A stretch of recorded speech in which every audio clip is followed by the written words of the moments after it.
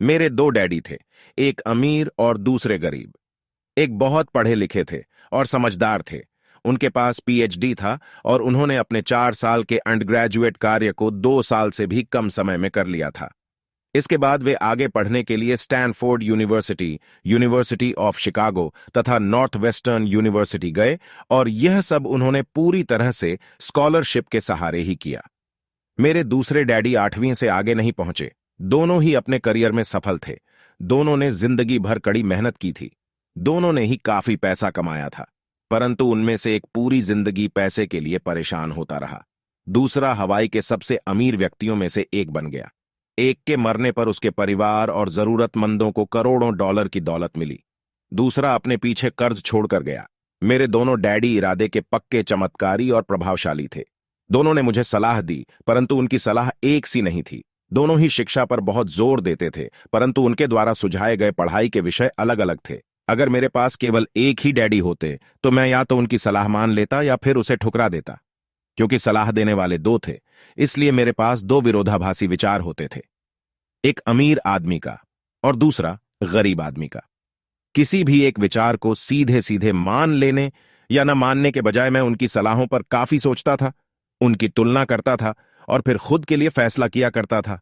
समस्या यह थी कि अमीर डैडी अभी अमीर नहीं थे और गरीब डैडी अभी गरीब नहीं थे।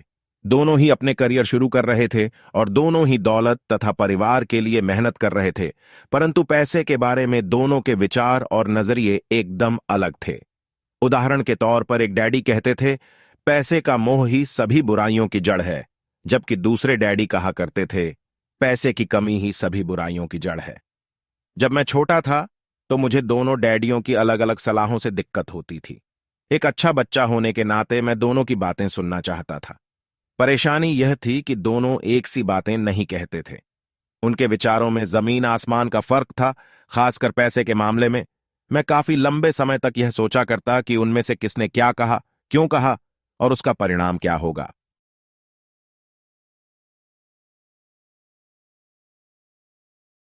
मेरा बहुत सा समय सोच विचार में ही गुजर जाता था। मैं खुद से बार बार इस तरह के सवाल पूछा करता, उन्होंने ऐसा क्यों कहा? और फिर दूसरे डैडी की कही हुई बातों के बारे में भी इसी तरह के सवाल पूछता। काश मैं ये बोल सकता, हाँ, वे बिल्कुल सही हैं, मैं उनकी बातों से पूरी तरह सहमत हूं। या यह कहकर मैं सीधे उनकी बात ठुकरा सकता, बुड्ढे को यह नहीं पता कि वह क्या कह रहा है। क्योंकि दोनों ही मुझे प्यारे थे, इसलिए मुझे खुद के लिए सोचने पर मजबूर होना पड़ा। इस तरह सोचना मेरी आदत बन गई, जो आगे चलकर मेरे लिए बहुत फायदेमंद साबित हुई। अगर मैं एक तरह से ही सोच पाता तो यह मेरे लिए इतना फायदेमंद नहीं होता। धन दौलत का विषय स्कूल में नहीं, बल्कि घर पर पढ़ाया जाता है। शायद इसीलिए अमीर लोग और ज्यादा अमीर होते जाते हैं, जबकि गरीब और ज्यादा गरीब होते जाते हैं, और मध्य वर्ग कर्ज में डूबा रहता है। इसमें से ज्यादातर लोग पैसे के बारे में अपने माता पिता से सीखते हैं। कोई गरीब पिता अपने बच्चे को पैसे के बारे में क्या सिखा सकता है? वह सिर्फ इतना ही कह सकता है, स्कूल जाओ और मेहनत से पढ़ो।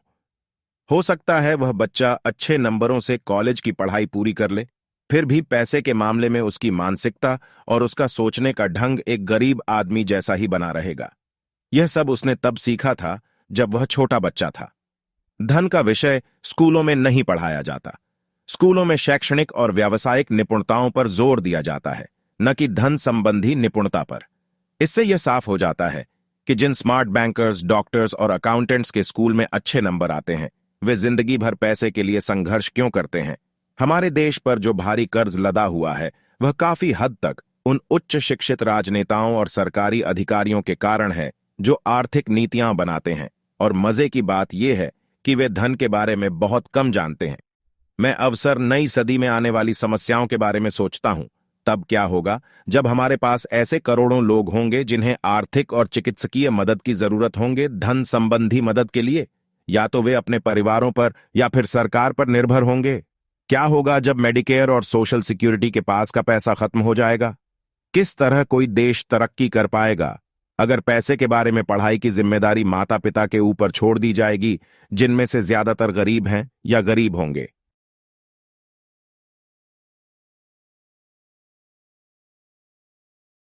क्योंकि मेरे पास दो प्रभावशाली डैडी थे, इसलिए मैंने दोनों से ही सीखा। मुझे दोनों की सलाह पर सोचना पड़ता था। इस तरह से सोचते सोचते मैंने यह भी जान लिया कि किसी व्यक्ति के विचार उसकी जिंदगी पर कितना जबरदस्त प्रभाव डाल सकते हैं।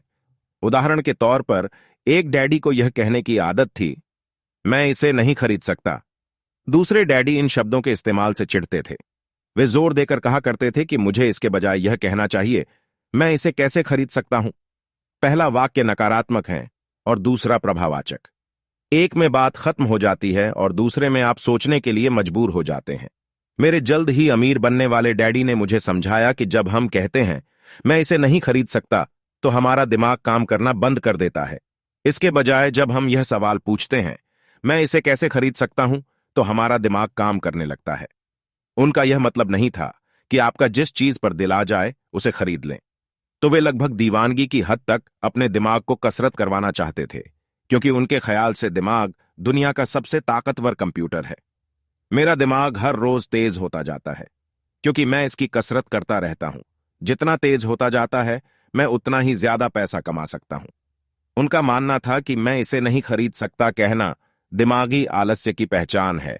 हालांकि दोनों ही डैडी अपने काम में कड़ी मेहनत करते थे, परंतु मैंने देखा कि पैसे के मामले में एक डैडी की आदत यह थी कि वे अपने दिमाग को सुला देते थे और दूसरे डैडी अपने दिमाग को लगातार कसरत करवाते रहते थे। इसका दीर्घकालीन परिणाम यह हुआ कि एक डैडी आर्थिक रूप से बहुत अमीर होते चले गए, जबकि दूसरे डैडी लगातार कमजोर होते गए। इसे इस तरह से समझें कि एक व्यक्ति हर रोज जिम जाता है, जबकि दूसरा व्यक्ति अपने सोफे पर बैठकर टीवी देखता रहता है। शरीर की सही कसरत से आप ज्यादा तंदुरुस्त हो सकते हैं और दिमाग की सही कसरत से आप ज्यादा अमीर हो सकते हैं। आलस्य से स्वास्थ्य और धन दोनों का नुकसान होता है। मेरे दोनों डैडियों की विचारधारा में जमीन आसमान का अंतर था। एक डैडी की सोच थी कि अमीरों को ज्यादा टैक्स देना चाहिए ताकि गरीबों को ज्यादा फायदा मिल सके। दूसरे डैडी कहते थे, टैक्स उन लोगों को सजा देता है जो उत्पादन करते हैं और इनाम उन्हें देता है जो उत्पादन नहीं करते।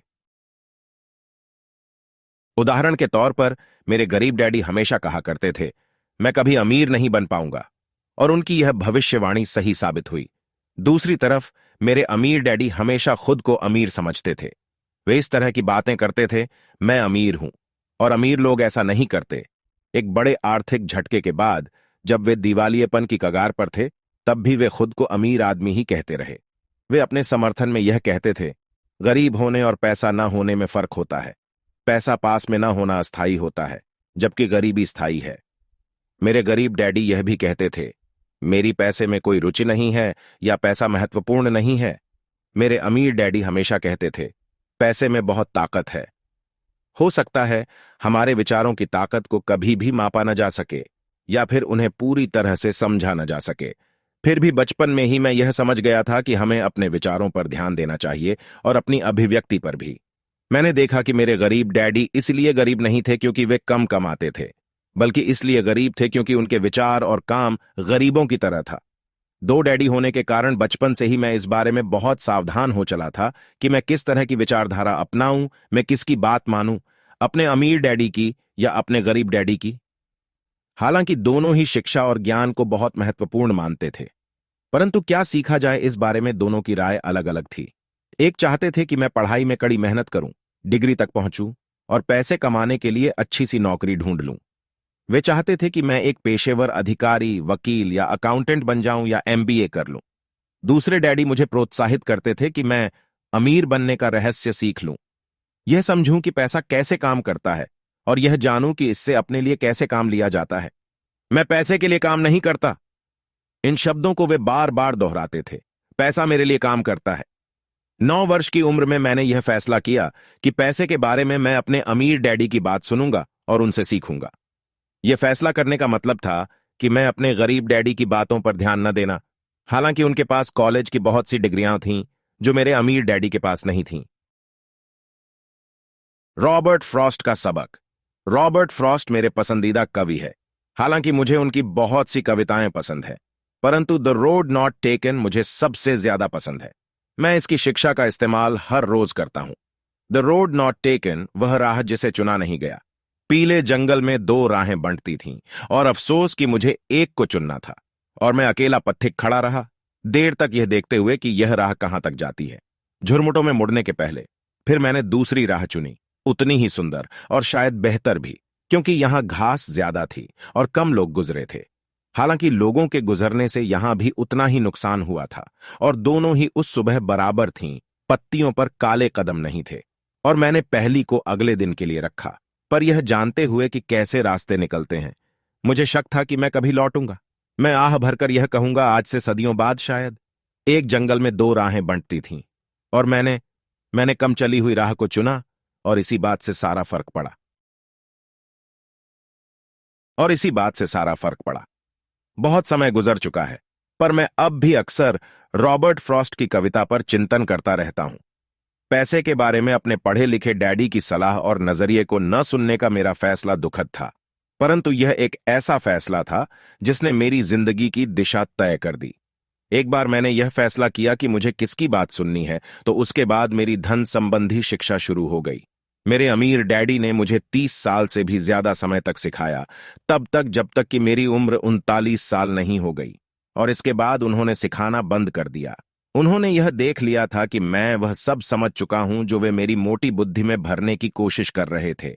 पैसा एक तरह की ताकत है, परंतु इससे भी बड़ी ताकत है वित्तीय शिक्षा। पैसा तो आता और जाता रहता है, परंतु अगर आप यह जानते हैं कि पैसा किस तरह से काम करता है, तो आप ज्यादा ताकतवर हो जाते हैं और आप दौलत कमाने की शुरुआत कर सकते हैं।